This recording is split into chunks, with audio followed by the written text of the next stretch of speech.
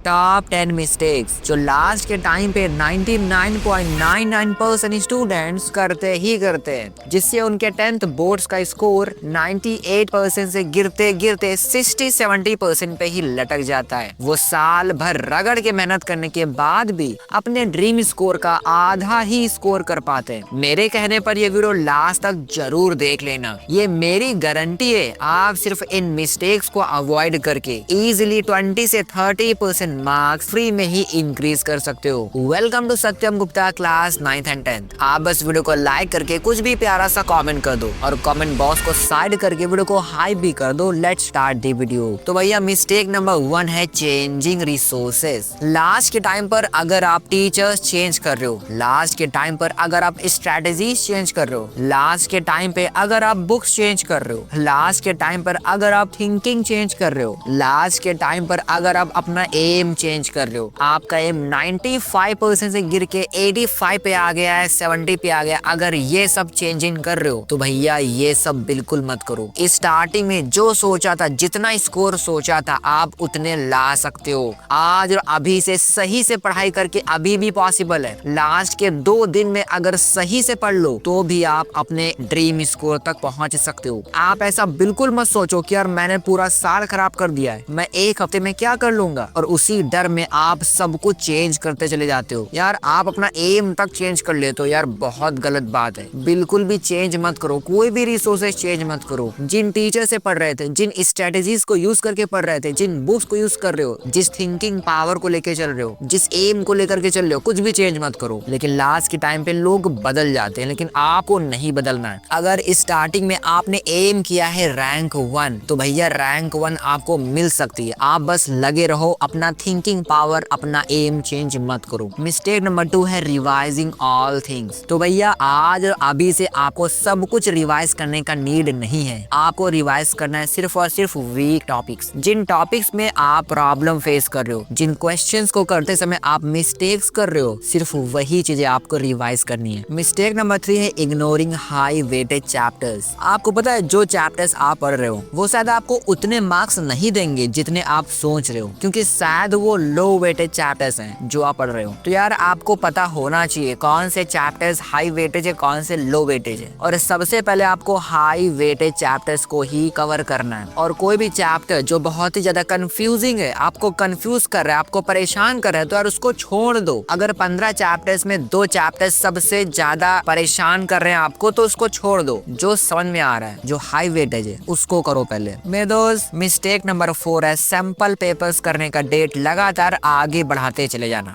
आपने शनि देओल का एक मूवी देखा होगा या फिर एक डायलॉग सुना होगा, तारीख पे तारीख पे तारीख, जहाँ पर कोर्ट हर दिन एक नया डेट दे देती है कि फैसला आने वाली डेट्स में होगा, आने वाली डेट्स में होगा। बिल्कुल वैसा ही काम आप सैंपल पेपर्स के साथ भी कर रहे हो। आपने सोचा था इस वीक आप सैंपल पेपर करोगे, लेकिन आपने क्या किया, उसे एक हफ्ते के लिए टाल दिया। एक हफ्ता आने के बाद फिर आप टाल दोगे। आप लगातार सैंपल पेपर्स को टालते चले जा रहे हो। भाई कितने ही सारे टीचर्स ने आपको बताया है कि सैंपल पेपर तो लगाओ ही लगाओ हफ्ते में 2 से 3 दिन, लेकिन आप हो कि सुनते नहीं हो। आप सोचते हो कि भाई एक बार मेरा सिलेबस कंप्लीट हो जाए, उसके बाद मैं सैंपल पेपर उठाऊंगा और लगातार लगातार रहूंगा। लेकिन यार ये सब बिल्कुल नहीं चलेगा। 100% सिलेबस किसी का नहीं होता यार, आप ये बात मानते ही नहीं हो। टॉपर का भी 100% सिलेबस नहीं होता, लेकिन हाँ वो 100% प्रैक्टिस जरूर कर लेता है। इसलिए आज और अभी से सैंपल पेपर का प्रैक्टिस करना स्टार्ट करो और डेट पे डेट, तारीख पे तारीख देना बंद करो। सैंपल पेपर्स नाराज हो जाएंगे। मेरे दोस्त मिस्टेक नंबर 5 है no analysis of your preparation. कितनी बार आपने खुद की प्रिपरेशन का एनालिसिस किया है, उसका विश्लेषण किया है, उसको सही से देखा है कि यार मैंने कब कब क्या क्या सोचा था, कब कब क्या क्या हो रहा है। एनालाइज करना स्टार्ट करो अपने प्रिपरेशन का। जब आप एनालिसिस करोगे तो आपको बहुत कुछ पता चलेगा और तभी आप इम्प्रूवमेंट कर सकते हो। मेरे दोस्त मिस्टेक नंबर 6 है ग्रुप स्टडी। अभी आप ये कह रहे हो कि भैया आजकल हमारा सेल्फ स्टडी में ज्यादा मन नहीं लग रहा है, हम क्वालिटी सेल्फ स्टडी कर नहीं पा रहे हैं। ऐसा करते हैं कि ग्रुप स्टडी करने का ट्राई करते हैं, 2-4 फ्रेंड्स मिल करके पढ़ाई करेंगे तो मजा आ जाएगा। यार अगर आप पहले से ग्रुप स्टडी कर रहे हो और आपको पता है कि ग्रुप स्टडी में आपकी स्टडी हो पा रही है, तब तो आप ग्रुप स्टडी के लिए जाना। लेकिन आपको ऐसा लगता है कि अब से ट्राई करता हूँ कि वर्क करता है कि नहीं, तो अभी एक्सपेरिमेंट एक्सपेरिमेंट बिल्कुल मत करना, क्योंकि एक्सपेरिमेंट करने जाओगे बहुत सारा टाइम खराब कर लोगे। इसलिए ट्राई करो क्वालिटी स्टडी करने का सेल्फ से ही, यानी सेल्फ स्टडी, वो भी क्वालिटी वाली। और सेल्फ स्टडी को हर रोज बेहतर बनाने का ट्राई करो, अच्छा करने का ट्राई करो।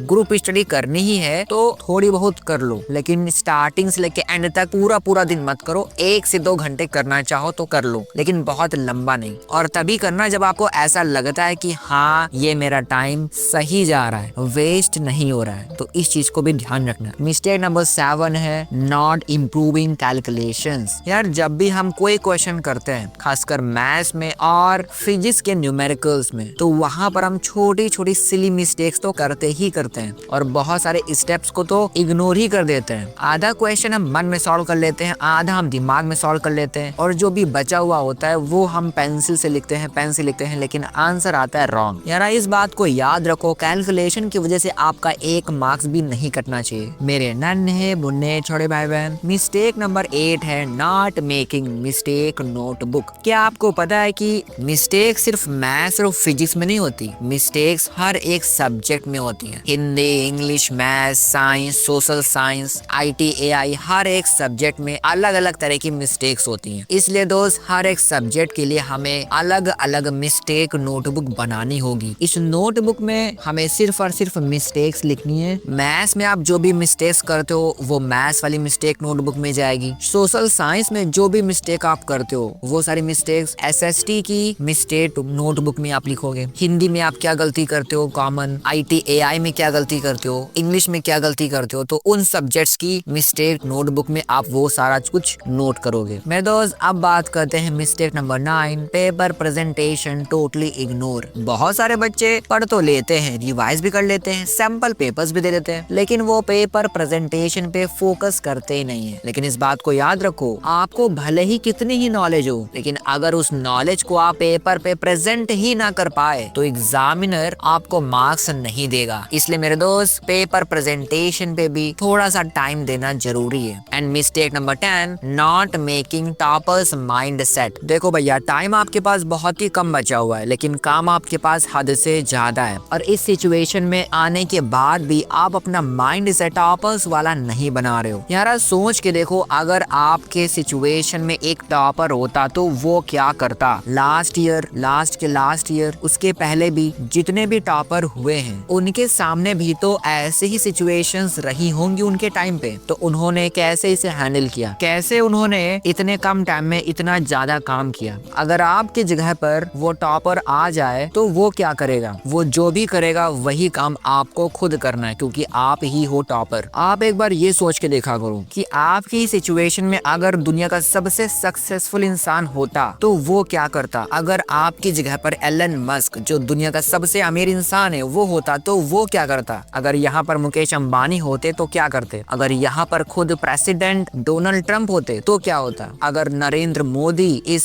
सिचुएशन में होते तो वो क्या करते। आपको सोचना है कि अगर कोई टॉपर यहाँ पर होता तो वो क्या करता, वैसा ही माइंडसेट आपको बनाना है। Okay, so these were top 10 mistakes. These 10 mistakes most of the students do while exam because they have so much pressure. So try to avoid these 10 mistakes. And if you are successful to avoid these 10 mistakes, you can be topper without any problem. If you find this video helpful, then don't forget to like it and share this with one of your friends. And if you want to watch Prashant Bhaiya's last 15 days planner modified version, then you can watch this video by clicking on the screen. I'll meet in that video. Till then, bye.